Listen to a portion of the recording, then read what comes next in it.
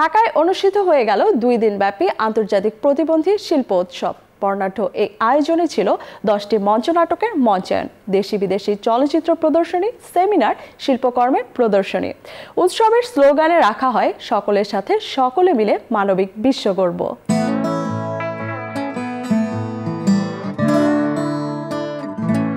যে নাটকে সংলাপের পরিবর্তে মুখ্য হয়ে উঠেছে মঞ্চ অভিনেতাদের শরীরী ভাষা, সঙ্গীতের বাণীর সঙ্গে বাদ্যযন্ত্রের সুরের সহযোগে মঞ্চস্থ হল নৈশব্দ 71 শীর্ষক নির্বাক theatre.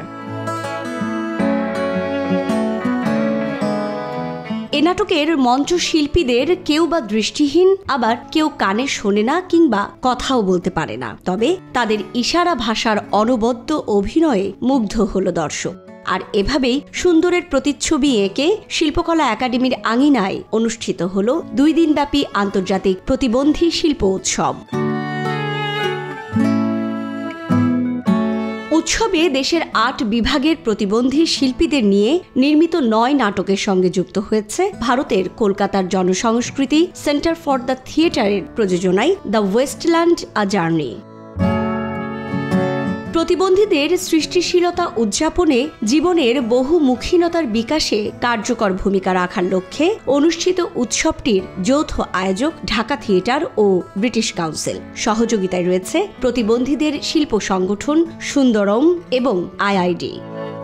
Bangladeshi theatre organizations, through connecting them with international organizations and partners, to introduce and customize and sustain inclusive theatre practice, of which Dhaka Theatre, where we are today, is a prominent example, and who is now capable of bringing the best of the disabled artists to hold an international disability festival like we're experiencing today.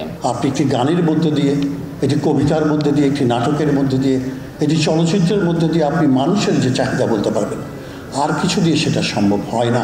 সুতরাং আমরা আশা করব যে আমাদের এই উদ্যোগটাকে আমরা একটা সহযোগিতা হিসাবে রাখতে চাচ্ছি সরকারের জন্য। প্রথম আন্তর্জাতিক প্রতিবন্ধী শিল্পোৎসব ঢাকা 24, এটি আমি বিশ্বাস করি যে সকল ধরনের প্রতিবন্ধী যে ব্যক্তিরা রয়েছেন আমাদের, তাদের মধ্যে এই একটা বার্তা ছড়িয়ে দেবে যে তারাও সমাজের অন্য সব মানুষের মতো এবং তাদেরও সৃষ্টিশীল কাজ করবার সক্ষমতা আছে।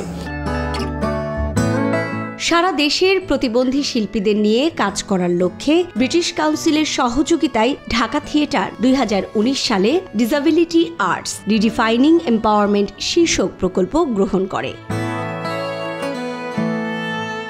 প্রতিবন্ধী হওয়া দোষের কিছু না, কিংবা তারা সমাজের বোঝাও না। মূল সমস্যা হলো প্রতিবন্ধকতা, আর সেটাকে বলি সমাজের। সমাজ তা দূর করতে পারলেই আমরা সকলে মিলে এগিয়ে যেতে পারি। সহানুভূতির জায়গায় থেকে নয়, বরং অদম্যভাবে প্রতিবন্ধীদের এগিয়ে যাওয়ার চিন্তা থেকে আয়োজন করা হয়েছে আন্তর্জাতিক এই উৎসবের।